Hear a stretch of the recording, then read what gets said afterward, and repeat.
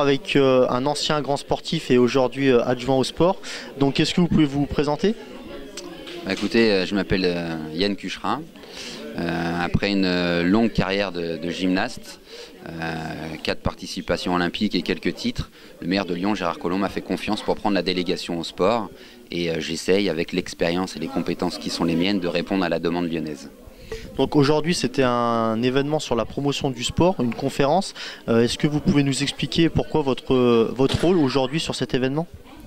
On m'a sollicité pour que je vienne débattre autour du sport féminin et que j'explique un peu la politique sportive que la ville de Lyon mettait en place en matière de sport féminin. J'ai essayé d'expliquer par rapport à ce que j'essaye de porter, par rapport à la vision politique que j'ai des choses. J'ai essayé d'expliquer que le sport, d'une manière générale, ne s'oppose pas, qu'il soit masculin, qu'il soit féminin, qu'il soit amateur ou professionnel, associatif ou informel. Ce qui compte aujourd'hui, c'est qu'un maximum de Lyonnais puissent participer à des activités physiques, à une activité sportive. Et au quotidien, tout ce que j'essaye de mettre en place va dans ce sens-là.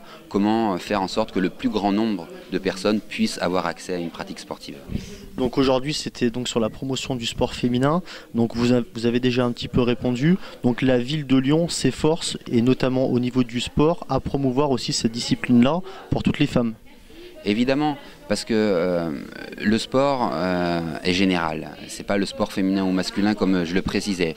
Pour autant, on a la chance à Lyon d'avoir des équipes phares emblématiques qui portent haut les couleurs de notre ville, au-delà de nos frontières. Je pense au Lyon Basket féminin, mais je pense aussi à l'Olympique lyonnais féminine, qui ont gagné la Coupe d'Europe, qui sont championnes de France. Bon, on se rend compte qu'aujourd'hui, on a des équipes sur lesquelles on peut s'appuyer, qui peuvent donner l'exemple, qui peuvent donner une belle représentation de notre ville et de leur discipline. Je pense aussi à Mélina Robert-Michon, qui a été élue sportive lyonnaise de l'année il y a 2 ans de ça, qui aujourd'hui est médaillée mondiale à plusieurs reprises. Voilà, on a des sportifs emblématiques qui vont tirer en fin de compte les plus jeunes générations vers le haut en donnant des exemples concrets de ce que le sport est capable de produire. Pour parler du sport en général, aujourd'hui le sport lyonnais se porte bien, non? Le sport lyonnais se porte bien parce que la ville de Lyon se porte bien. Je crois que les choses ne vont pas sans l'autre. Ce qui compte aujourd'hui, c'est d'entretenir tout ça. Le contexte économique est difficile, notre société ne va pas toujours bien, il y a une vraie morosité générale. Et je suis convaincu que le sport est un formidable levier pour réapprendre à vivre ensemble, pour réapprendre à se retrouver, à partager, à échanger. Et je crois qu'en fin de compte, et c'est en tout cas comme ça que je le conçois, le sport doit nous aider à tout ça. Merci beaucoup, monsieur Yann Cucherin. C'est moi qui vous remercie. Merci. Dîner Sport avec l'organisatrice de l'événement d'aujourd'hui, si on peut appeler ça comme ça. Est-ce que vous pouvez vous présenter et présenter l'événement d'aujourd'hui, la conférence d'aujourd'hui? D'accord. Donc je suis Marie Burdin, je suis chargée des projets culturels à la MJC du Cher. Et en fait, on a organisé cette soirée dans le cadre du Café des Possibles, qui est une action culturelle menée par la MJC, qui est composée d'un comité de pilotage d'habitants qui choisissent les thématiques sur lesquelles ils ont envie de travailler. Voilà, et on avait dernièrement fait un Café des Possibles avec le Théâtre du Grabuge autour de la pièce Décalage, et j'ai rencontré Étienne qui était là, et du coup on a décidé ensemble avec Lyon Bondy Blog de faire cette soirée autour du sport féminin. Voilà. Donc pourquoi cette soirée autour du sport féminin, un sujet qui vous intéresse? Oui, alors c'est un sujet qui nous intéresse, d'autant plus qu'il y a eu une recherche-action commandée par la ville de Lyon sur les quartiers du Cher, Vergoing et 8e arrondissement, que j'ai lu, qu'on a un peu étudié nous en tant qu'MJC, du coup qui nous questionne, et voilà, cette soirée découle aussi de cette recherche-action qui a été menée. Vous êtes satisfaite de cette conférence et puis des points qui ont pu être évoqués? Oui, je suis satisfaite de cette conférence, j'aurais aimé qu'il y ait plus de monde, c'est dommage.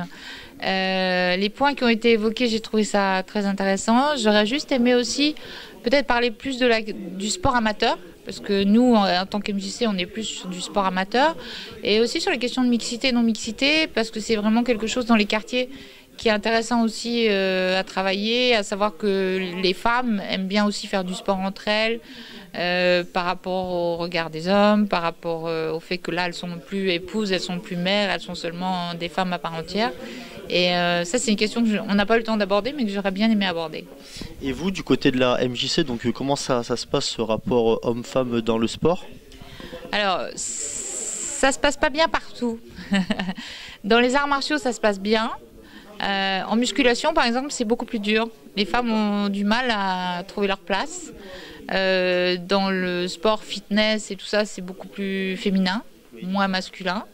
Voilà, donc ça dépend de quel sport nous parlons. Il y a des sports où l'accès aux femmes est plus facile et d'autres où l'accès aux hommes est plus facile. Mais la mixité, c'est pas gagné. C'est pas gagné, mais vous considérez quand même, je pense qu'on va dans le bon sens. Oui, on va dans le bon sens. Et puis nous, on travaille sur ces questions-là, on fait tout pour. Puis les mentalités évoluent aussi. Mais c'est vrai qu'il y a beaucoup de stéréotypes encore.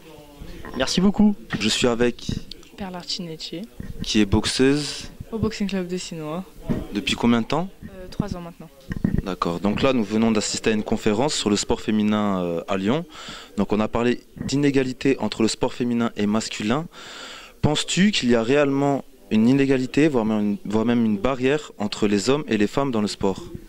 Je pense pas qu'il y ait d'inégalité dans le sport entre les hommes et les femmes parce que on peut toujours pratiquer le sport qu'on souhaite, à niveau qu'on souhaite aussi. Donc non, je pense pas. C'est juste comme nous on le perçoit. Mais par contre, au niveau national ou dans des trucs comme ça, c'est sûr que les hommes ils sont plus aidés, que les filles ils sont plus mises en avant. Ouais. Sinon, oui, question de notoriété, il y a plus d'inégalité, mais sinon non, je pense pas. Donc plus au niveau de la compétition, au final. Ouais, peut-être, ouais, mais c'est plutôt sur la mise en avant des sportifs qu'il y a de l'inégalité. Très bien. Pendant le reportage, nous avons constaté qu'il pouvait y avoir des stéréotypes, des préjugés, notamment dans la boxe, qui est un sport plutôt vu comme un sport assez violent. Toi, en tant que femme et boxeuse, quelles sont tes réactions sur ce sujet? Ben, c'est vrai qu'il y a beaucoup de stéréotypes. Quand on dit oui, je suis une fille, je fais de la boxe, tout de suite ça vient, ça nous cherche. Ah bah vas-y, viens, on se tape. Mais non, sinon, non, mais moi je pense que quand on est une fille et qu'on fait de la boxe, on a toujours sa part de féminité. C'est pas pour autant qu'on change. C'est un loisir, c'est un sport, c'est une passion. Et des garçons qui font de la danse, des garçons qui font de la gym, ça existe. C'est normal pour moi. Tout le monde peut pratiquer le sport qu'il souhaite. Oui, on a le droit. Je suppose que vos entraînements sont mixtes. Est-ce que vous vous sentez toujours autant féminine après avoir passé un entraînement avec des hommes? Oui, toujours autant. Donc ça change rien pour vous? Non, ça change rien. Et ça vous motive pas plus de vous entraîner qu'avec des femmes plutôt qu'avec des hommes? Moi, ça me motive plus de m'entraîner dans les cours mixtes parce qu'on est en compétition quand même, on est en rapport de force avec les garçons, puisque eux, ils se prennent aussi pour... ils ont un ego plus fort que nous, donc c'est des hommes, alors ils ont... Dans leur tête, c'est eux les plus forts, c'est pour ça que ça donne un rapport de force, c'est bien, je trouve. Et professionnellement, envisages-tu une carrière à travers le sport? Non, vraiment pas. Très bien. Je te remercie pour nous avoir accordé ce temps. Bonne soirée à toi. Donc, je suis avec... Ilham Mekaled, bonsoir. Donc qui est boxeuse, c'est ça? Exactement, au Boxing Club Vaudé, sur Ramblin. D'accord. Donc ça fait combien de temps que tu boxes? J'ai commencé il y a moins de 10 ans, mais officiellement, c'est-à-dire que ça fait 4 années à fond, quoi. La quatrième année que je fais de la boxe en amateur. Très bien. Donc là, nous venons d'assister à une conférence sur le sport féminin. Et donc, j'aurais quelques questions à te poser après cette conférence. Tout à l'heure, on a parlé d'inégalité entre le sport féminin et masculin. Penses-tu qu'il y a réellement une inégalité, voire même une barrière entre les hommes et les femmes dans le sport? Il y a quelque part une barrière et quelque part il n'y en a pas. Une barrière dans le sens où il y a toujours des différences du fait que certainement on boxe qu'avec des femmes. Après niveau corpulence, niveau préparation physique, on va être toujours moindre par rapport à un homme. Mais c'est vrai que d'un côté il n'y a pas de barrière parce qu'on a les mêmes conditions, c'est-à-dire on a le même adversaire, le même objectif et c'est la même passion. Donc au final il n'y a pas vraiment de différence et on a au même pied d'égalité, quoi. Le sport reste le sport. Exactement. Pendant le reportage, nous avons pu constater qu'il pouvait y avoir des stéréotypes, des préjugés sur certains sports comme le foot ou même la boxe, un noble art souvent perçu comme violent. En tant que femme et boxeuse, quelles sont tes réactions sur ce sujet? Moi, pour ma part, il n'y a pas de stéréotype parce que, effectivement, moi, j'ai pas été, on va dire, entre guillemets, victime de ce genre de discrimination.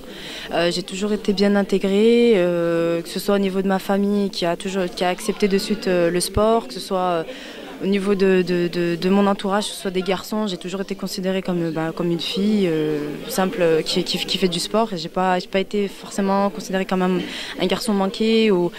Non, ça s'est très bien passé et dans tous les cas, pour moi, il n'y a pas eu de stéréotype. Merci.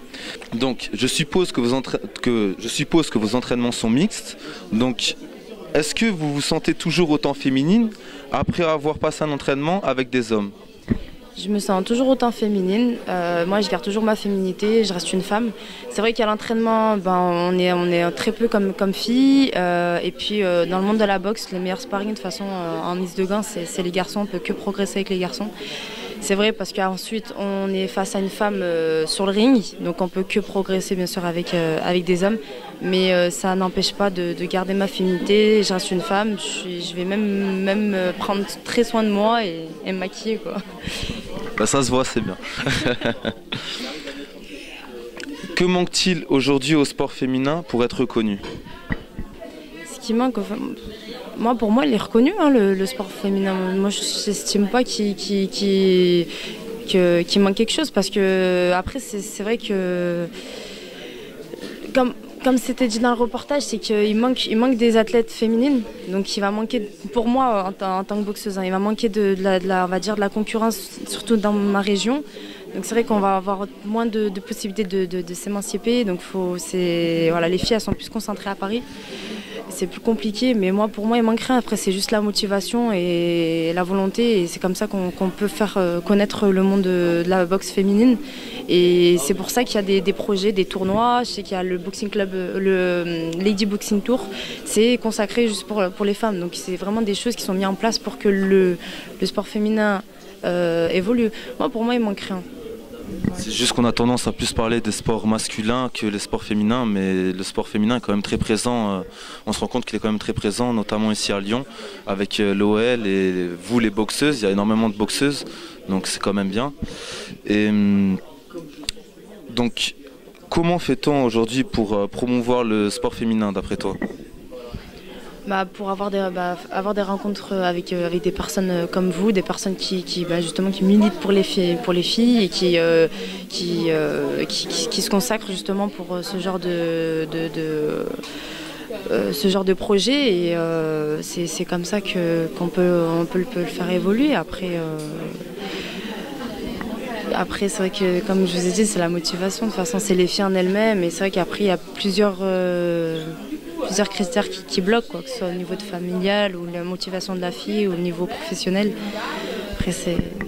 Peut-être que le fait aussi d'être une équipe, ça aide aussi la motivation, le fait d'être en groupe, l'effet de groupe par exemple. Oui, effectivement, après avec je veux dire les garçons, parce qu'il y a plus de garçons que de filles, on est 3 filles dans le club, mais c'est vrai qu'avec la motivation du groupe, que de voir je ne vais pas donner le cliché que les garçons, mais c'est vrai que quand on voit les garçons à entraînement qui sont motivés, on a encore plus envie d'être motivés. Et moi, personnellement, je ne sens pas de différence. Je vais vouloir faire comme lui, je vais me dire, lui, il y arrive, pourquoi pas. Donc, il y a de l'espoir. Exact. Donc, une dernière question. Envisages-tu une carrière professionnelle à travers le sport ? Non, moi, mon objectif serait bien, comme je vous ai dit tout à l'heure, serait faire les Jeux Olympiques pour l'Algérie. Et sinon, par contre, faire du professionnel, non, ça ne m'intéresse pas.